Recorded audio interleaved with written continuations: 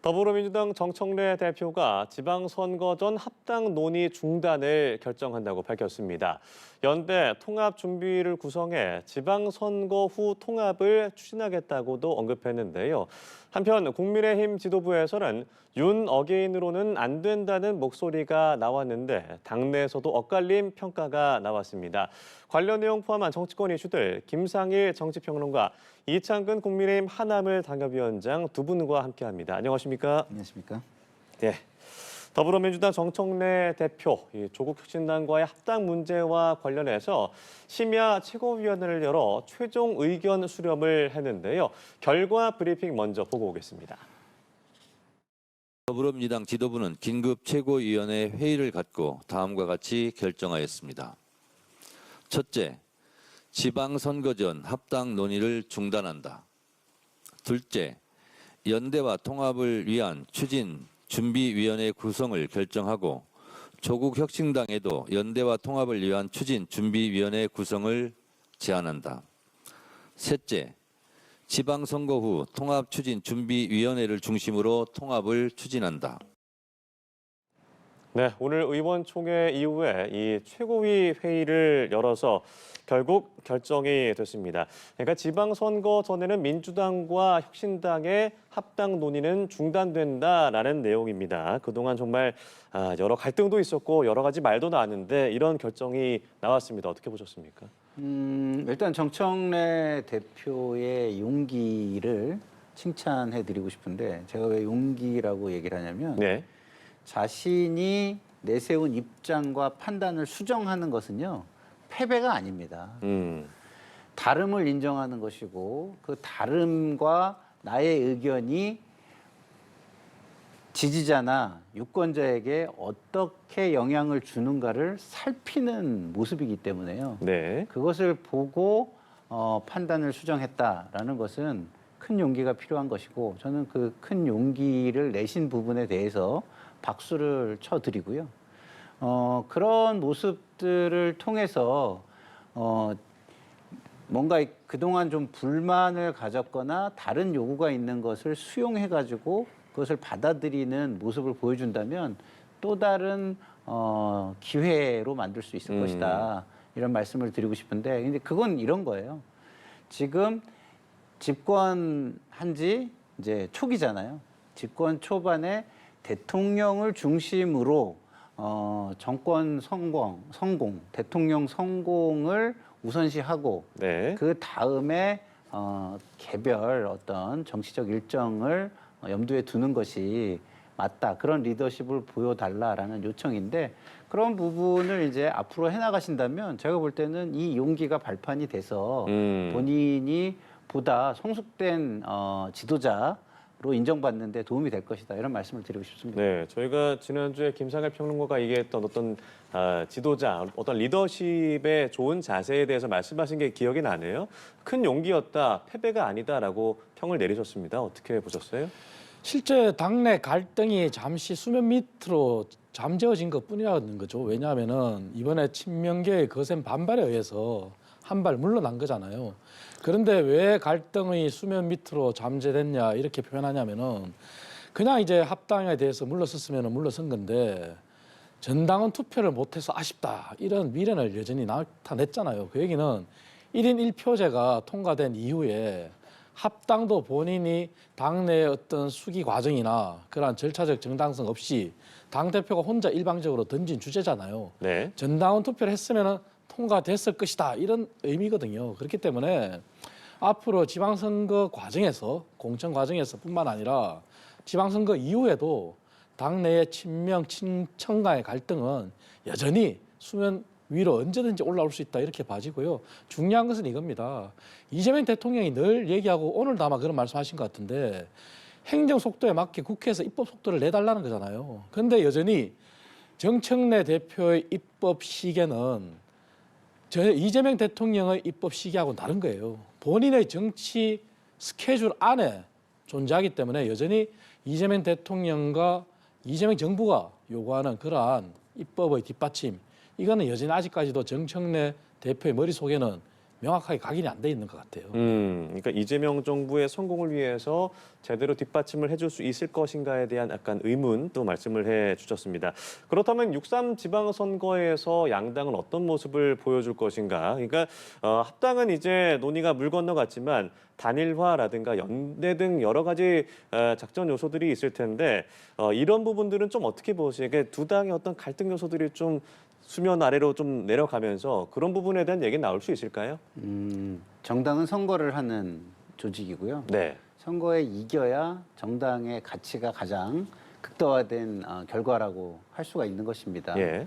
그렇기 때문에 3인 선거구 같은 곳에서 후보 간의 단일화나 연대를 논의해가지고 서로 승리할 수 있는 길이 있다면, 그리고 양보와 내지는 타협을 통해서 승리로 나갈 수 있는 길이 있다면 그 길을 찾아 나가는 데는 지도부도 적극적으로 뒷받침을 해주고, 거기에 서로 양보나 아니면은 뭐라고 합니까? 그 이해 관계를 조정하는 그런 거에 있어서는 지도부가 조금 더 할애할 게 있으면 혜택이나 이런 부분에서 할애할 게 있으면 할애해주고 이런 역할을 해야 된다고 보고요. 네. 현장에서 후보 간 연대 단일화, 그리고 일정 단위에서의 합의가 이루어진 정책의 연대, 이런 거는 저는 적극적으로 추진을 하는 것이 옳다. 그것이 승리로 가는 길이라면 얼마든지 지금 할 수 있는 상황이다라는 생각이 듭니다. 그럼 뭐 큰 어려움은 없을 거라고 보시는 거예요? 저는 큰 어려움은 없다고 보는 게요. 예. 지금 여기에서 통합의 반대라는 것은 통합 내지는 합당 그 자체의 문제가 아니었어요. 우리 위원장님도 관전자로서 잘 보시면서 파악을 했듯이 대통령을 중심으로 한 리더십을 발현해 달라라는 요구입니다. 그렇기 때문에 정청래 대표의 리더십에 대한 신뢰의 문제로 이것이 지금 굉장히 많이 전이가 되어 있는 상황이거든요. 네. 그 부분에 대해서 본인이 일단은 터닝 포인트를 마련했기 때문에 자신을 지지하는 사람들, 당원들을 늘려가기 위해서 그 진정성을 인정받기 위한 발걸음을 저는 시작하리라고 보고요. 시작해야 한다라는 말씀을 드립니다. 네. 민주당과 혁신당의 선거 연대 순조롭게 좀 진행이 될까요? 어떻게 보십니까? 우선 이러한 의문을 던질 수밖에 없어요. 조국 혁신당의 지지율이 지금 3%잖아요. 네. 그리고 지난 총선 이후에 있었던 부산과 전남 지역의 재보궐선거하고는 또 분위기가 달라졌어요. 그 얘기는 뭐냐면은 전남 지역에서 조국 혁신당이 민주당의 대안 세력이 될 수 있을까? 그게 과연 지금 유권자들한테 가질 수밖에 없는 의문이거든요. 그렇다면은 조국 혁신당 간판으로 과연 얼마나 많은 후보가 나올 것이냐, 이러한 문제로 귀결되거든요. 그렇기 때문에 아마 민주당이 그렇게 선거 연대에 크게 목을 안 매도 되는 상황이 올 수도 있어요. 물론 그런 과정 속에서 조국 혁신당이 아마 국민의힘과 민주당 사이에서 3%만의 어떤 숫자로도 접전이 벌어질 수 있는 그런 지역에 출마를 한다면 아마 단일화가 되겠죠. 그렇기 때문에 이거는 전체적인 큰 그림에서 연대보다는 개별적으로 지역적으로 아마 접근 가능하지 않을까. 네. 그렇게 저는 예측이 되고요. 그래서 선거는 뭐 알 수 없습니다만 지금 현재 상태에서 지지율만 놓고 봐서는 여전히 조국 혁신당이 과거의 그러한 명성을 되찾는 데는 한계가 있다. 저는 그렇게 진단하고 있습니다. 알겠습니다. 개별적으로 지역적으로는 어느 정도 이견이 좀 있을 수 있다라는 말씀으로 정리를 해보겠습니다. 자, 이렇게 범여권의 어떤 갈등은 어느 정도 일단락이 된 모습이긴 하나 이제 국민의힘 얘기로 넘어가 보도록 하겠습니다. 윤석열 전 대통령과의 절연 요구에 구체적인 입장을 내놓지 않고 있는 국민의힘 장동혁 대표. 이 장 지도부 내에 김민수 최고위원이 어제 한 토론회에서 윤 어게인으로는 선거에 이길 수 없다라는 얘기가 나오면서 여러 가지 해석들, 그리고 특히나 이제 전환길 씨 등 요구가 나오고 있는 상황인데 이번 발언 좀 어떻게 보셨어요?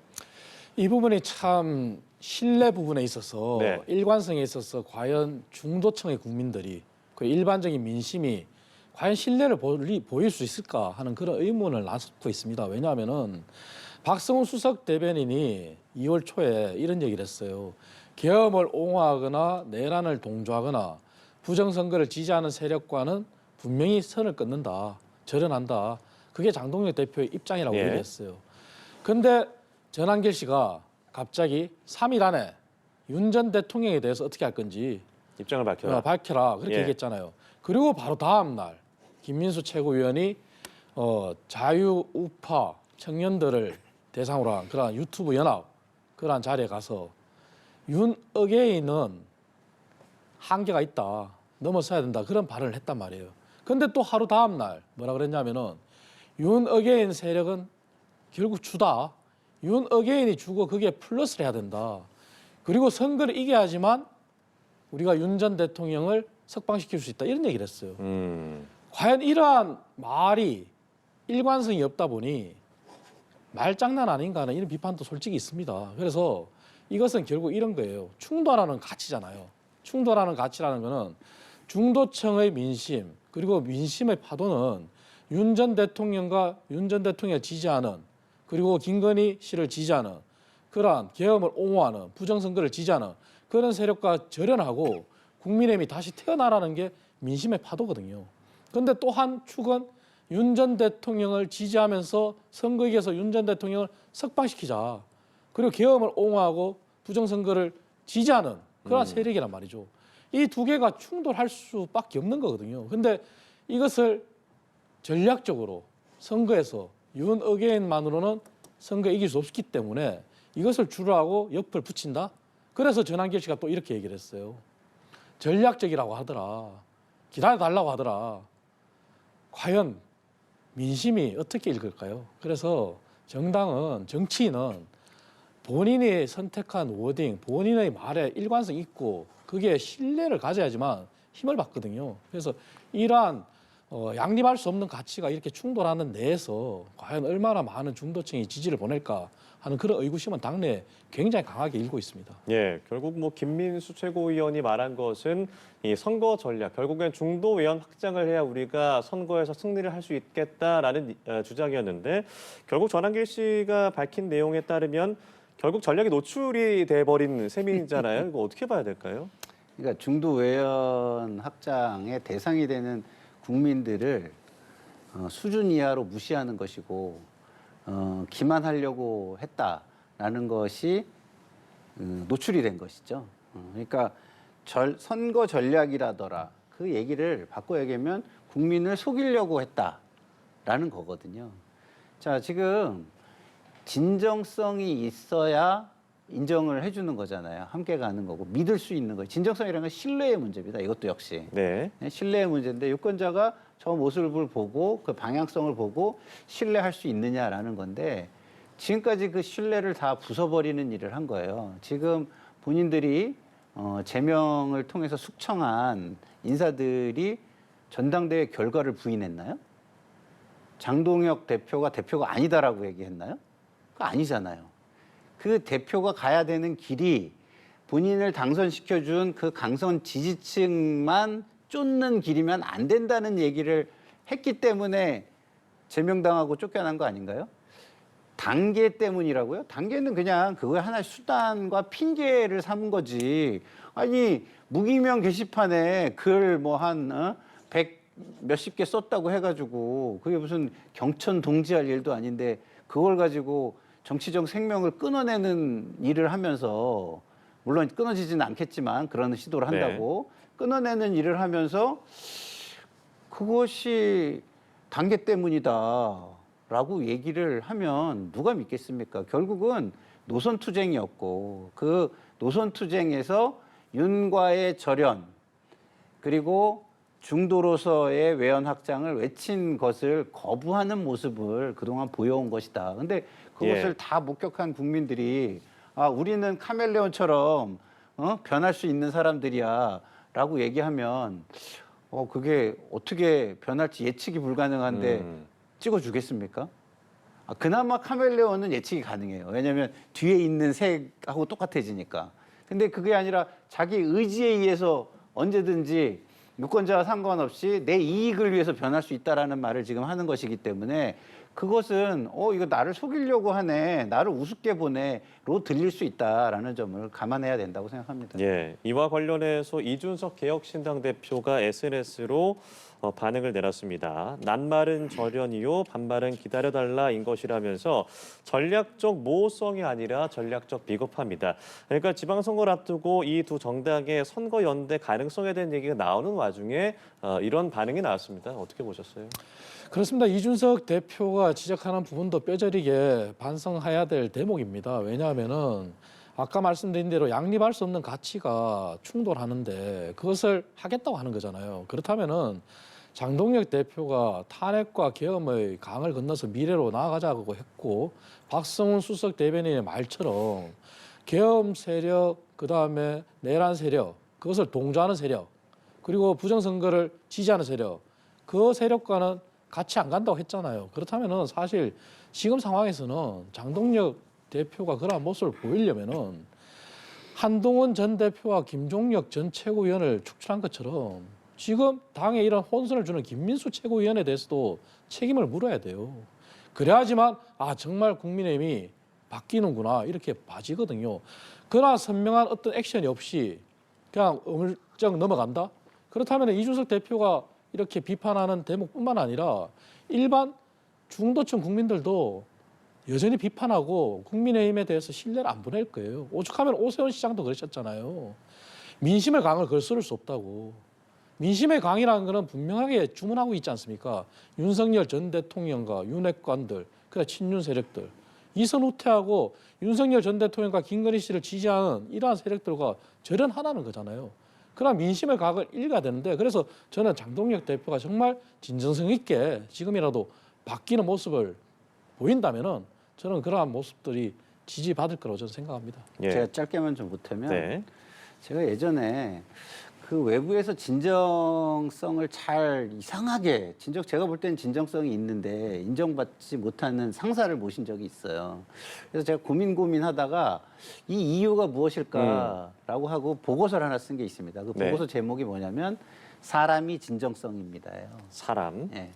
다시 말해서 제가 어떤 우주과학에 굉장히 진정한 진정성이 있다면 그 우주과학을 진짜 열심히 연구하다가 실명을 한 과학자가 있는데 내 옆에 서 있다면 그 진정성을 자연스럽게 모든 사람이 인정해 주는 거 아닐까요? 윤과 절연하고 싶다라고 한다면 윤과 절연을 외쳐서 피해받은 사람이 옆에 서 있어야 되는데 지금은 장동혁 대표 주변에 윤 어게인을 외쳐서 득을 본 사람만 지금 서 있는데 어떻게 그것이 진정성이 있다고 사람들이 볼 거라고 생각하는지 참 자기 이 손바닥으로 하늘을 가리면 나한테만 하늘이 안 보이는데 모든 사람에게 하늘이 안 보일 거라고 생각하는 거와 똑같은 거 아닌가 이런 생각이 듭니다. 예. 또한 국민의힘에서는 계속해서 이 여러 가지 징계 관련된 얘기가 나오고 있고요. 자해 정치라는 얘기가 나올 정도로 윤리위 징계 난타전이 계속 이어지고 있습니다. 관련 발언 듣고 오겠습니다. 단순 합산하는 것이 때로는 힘을 키우는 게 아니라 오히려 마이너스가 될 때도 있다고 생각합니다. 그런 부분들은 저는 원칙과 기준을 지켜 나가는 것이 필요하다고. 정당사에 없는 일이 벌어지고 있습니다. 이른바 숙청정치, 정치적 반대자를 당 밖으로 내모는 형태의 이건 정치가 아니죠. 네, 국민의힘 중앙당 윤리위에서는 이 친한계로 분류되는 배현진 의원에 대한 징계 논의에 대한 얘기가 나오고 있습니다. 오세훈 시장 이 강한 비판의 목소리를 내고 있고요. 국민의힘 내 소장파 모임 대안과 미래에서도 모든 징계 논의를 중단하자라는 데 뜻을 모았는데 장 대표의 의지는 단호해 보입니다. 좀 어떻게 보고 계십니까? 이것은 사실 배현진 시당 위원장만 놓고 보더라도 말이 안 되는 것이 이런 논리입니다. 뭐냐면은 서울시의 원외 당협위원장 22명이 한동훈 전 대표의 제명에 대해서 이것은 당의 갈등과 분열을 초래한다 해서 성명서를 발표했어요. 네. 그런데 서울 지역에 있는 한 당협위원장이 그 성명서가 전체 당협위원장의 뜻이 아닌데 그것을 언론에 흘렸다는 이유만으로 배현진 의원을 윤리위에 제소를 했어요. 그런데 장동혁 대표는 그것을 원칙대로 윤리위는 독립기구이기 때문에 간다는 거예요. 그렇다면 반대로 이번에 조강한 최고위원과 설전을 벌였던 정성국 의원에 대해서 당협위원회 전체 253개인데 원외 당협위원장 약 150명 있습니다. 그게 절반 정도가 정성국 대표에 대해서 사과와 사퇴를 요구하는 성명서를 냈어요. 그렇다면 그 성명서와 그리고 변진 의원이 본인이 노출한 것도 아닌데 한동훈 전 대표의 제명이 잘못됐다고 이렇게 주장하는 그 성명서가 뭐가 다릅니까? 똑같잖아요. 근데 한쪽은 이 성명서가 잘못됐기 때문에 변진 의원을 책임을 묻겠다 해서 윤리 제소를 했어요. 그게 다 똑같은 논리라면은 이 성명서가 전체 원외 당협위원장을 대상으로 했고 그게 절반이 참여했고 그렇다면 그 성명서에 대한 책임은 누구한테 물어야 돼요? 장동현 대표한테 물어야 됩니까? 아니잖아요. 그래서 이런 말도 안 되는 원칙을 가지고 윤리에 제소를 했고 그걸 가지고 윤리 원칙대로 가겠다? 아닌 거죠. 그래서 저는 오세훈 서울시장이 말씀하신 것처럼 정당사의 축출과 숙청이라는 것은 과거 조선시대가 있을 법하잖아요. 우리 당이 과거 민주당을 보고 어떻게 했습니까? 정당의 기본은 다양성의 원리라 그랬어요. 네. 그런데 이렇게 숙청과 배제, 축출을 하고 난 다음에 남는 것은 다양성이 아니잖아요. 획일성이고 오로지 명령에만 복종하라는 그런 거 아니겠습니까? 그렇기 때문에 없던 말이 나오는 거 아니라고 저는 생각하는데 당무감사를 앞두고 당무감사 잘 봐줄 테니 여기에 서명하라. 이렇게 원외위원장을 압박했다는 얘기도 흘러나오잖아요. 그래서 저는 이러한 서울 지역의 한 원외 당협위원장이 무슨 생각을 했는지 모르겠지만 원칙이 없는 이러한 윤리 제소. 근데 그러한 윤리 제소를 또 원칙대로 윤리에서 강행하겠다. 그렇다면 그 윤리는 당권파 윤리로밖에 안 보이는 거예요. 그래서 이것은 대안과 미래라고 하는 그런 소장파 의원들이 주장한 것처럼 정말 지방선거를 생각하고 승리를 원한다면 이제는 이런 갈등과 분열을 멈춰야 된다. 그래서 변진 의원에 대해서는 고성국 씨에 대한 그러한 윤리를 다 중단하고 통합하는 자세를 보이는 것이 장 대표가 할 일이다. 그렇게 생각합니다. 예, 이창근 위원장의 어떤 강한 비판 어조를 들을 수 있었습니다. 어떻게 보세요, 지금? 저는 뭐 좀 더 비판의 어조를 할 수 있는 방법을 찾아야 될 것 같은데요. 저는 정치와 민주주의의 요체는요, 공정한 기회를 주는 거라고 생각해요. 네. 그러니까 이건 싸움판이 아니에요. 싸움에서 지면은 무대에서 내려가게 하는 그런 게 아닙니다. 그래서 제가 무엇과 가장 닮아 있냐라고 얘기를 하면 이것은 경연과 가장 닮아 있다라고 제가 얘기를 합니다. 경연이 뭡니까? 서로 싸워가지고 누구는 패배했으니까 내보내고 이런 게 아니잖아요. 경연은 선택을 받는 거예요. 그러면 무대 위에 모든 사람이 공정한 기회를 가지고 올라올 수 있게 해줘야 그게 민주주의입니다. 네. 근데 억지로 못 올라오게 해요. 다리를 꺾고 자격을 박탈하고 그러면 그게 민주주의라고 할 수 없고 정치라고 할 수가 없는 것입니다. 그것은 전쟁인 것이고 싸움판인 것이죠. 그래서 저는 지금 장동혁 대표가 보이고 있는 것은 반민주이자 반정치다라고 저는 생각합니다. 저건 정치가 아니고요. 민주주의가 아니에요. 그리고 우리나라 국민들이 그런 모습을 인정할 수가 없는 겁니다. 그렇기 때문에 저걸 바꾸지 않는다면 어떤 논리를 내세워도 궤변으로 들릴 수밖에 없다라고 생각합니다. 네, 알겠습니다. 오늘 두 분 말씀 여기까지 들어보도록 하겠습니다. 지금까지 김상일 정치평론가, 이창근 국민의힘 하나물 당협위원장 두 분과 이야기 나눠봤습니다. 고맙습니다.